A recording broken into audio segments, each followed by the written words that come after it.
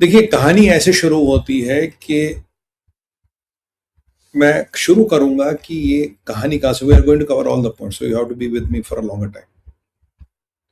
Iran ने कल मना कर दिया था, जनाब हम नहीं जा रहे, हम स्विट्जरलैंड नहीं जा रहे। जेडी वैन से पूछेगा आप स्विट्जरलैंड जा रहे हैं?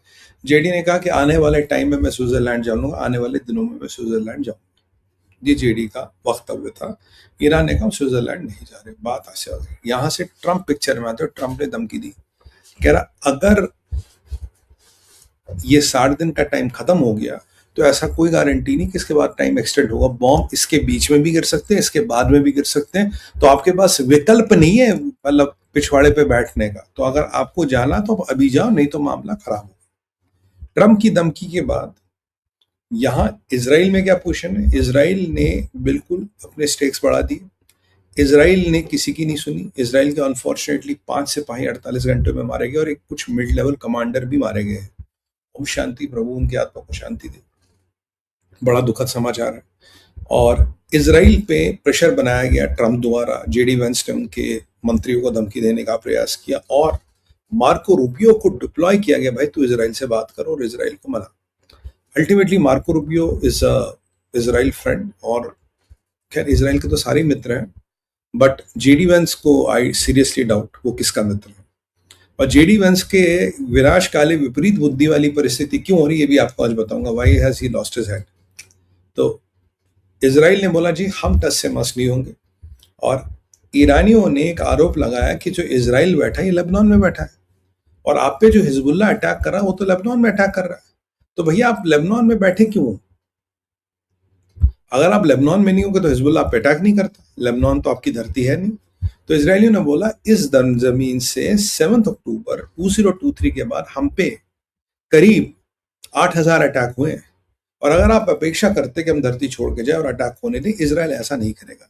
इसराइल का हाव भाव देख के ट्रंप, मार्को रूबियो और जेडी को लगाया ये लोग मानने वाले नहीं। ईरानियों को भी समझ आ गया ये लोग मानने वाले नहीं है, क्योंकि इसराइल के 5 सिपाही मारोगे तो वो तो फिर बदला लेके आएगा, उसमें सीधी सी बात।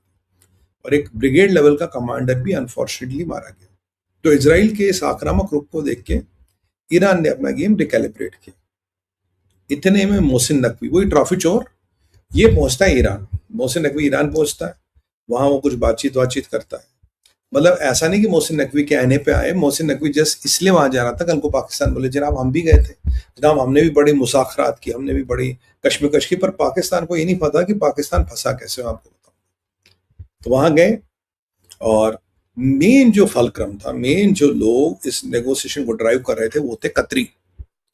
कतरियों ने फोन किया, भैया देखो यहाँ आओ, अगर नहीं आओगे तो पैसे नहीं मिलेंगे। अब अभी पाकिस्तान, अभी ईरान को क्या चाहिए? ईरान को चाहिए पैसे। पैसे किसके पास मिल सकते हैं? कतर के पास। पाकिस्तान के पास तो पिछवाड़ा धोने के भी पैसे नहीं है, तो पाकिस्तान से तो पैसे मिल नहीं सकते। पैसे मिलेंगे आपके कतर से। अब वो 37 बिलियन की, वो 100 बिलियन की, वो 300 बिलियन, और जो भी बिलियन बिलियन का खेल हो रहा है, ये उम्मत का खेल, ये कतर पैसे देगा। सऊदी भी ईरान के लिए पैसे नहीं देगा। यूएई ने हाथ खड़े कर लिए तो बचा कतर।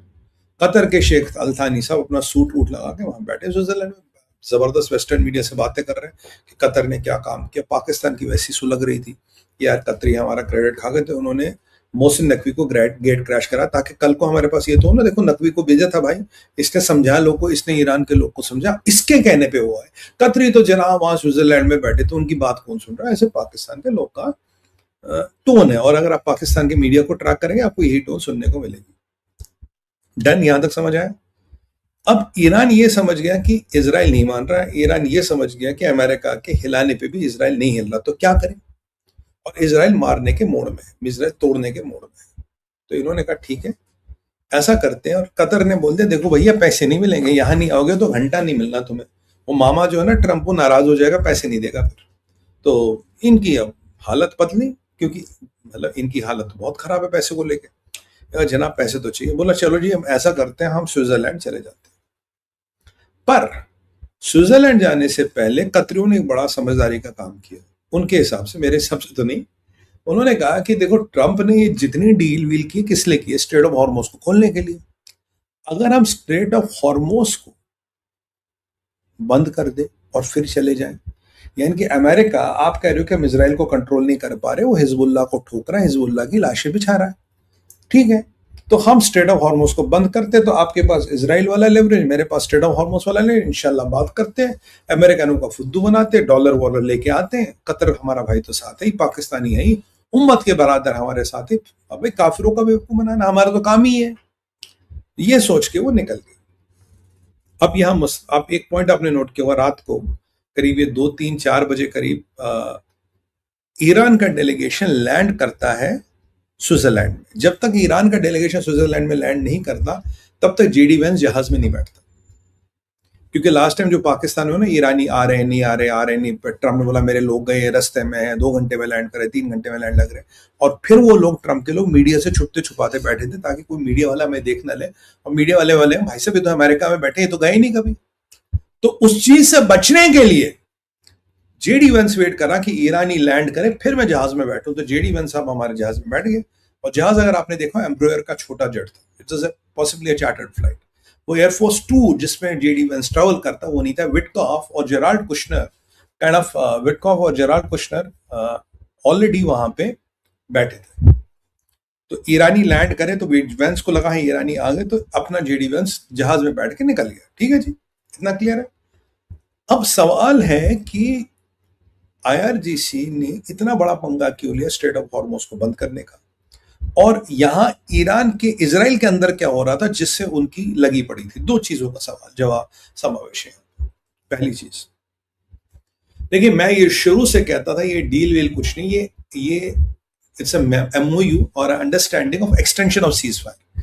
ये मैंने आपको कहा होगा और आपको याद भी होगा, और आज ही डोनाल्ड ट्रंप भी ये कह रहे थे भाई ये कोई सीज फायर वगैरह नहीं है, it's understanding of extension of cease fire. वाह, कहते ना कभी कभी आपकी जुबान पे सरस्वती बैठती है। ट्रंप ने एग्जैक्टली कहा it's understanding of extension of cease fire. ये मैंने आपको डेफिनेशन दी थी, बिल्कुल यही ट्रंप की डेफिनेशन है।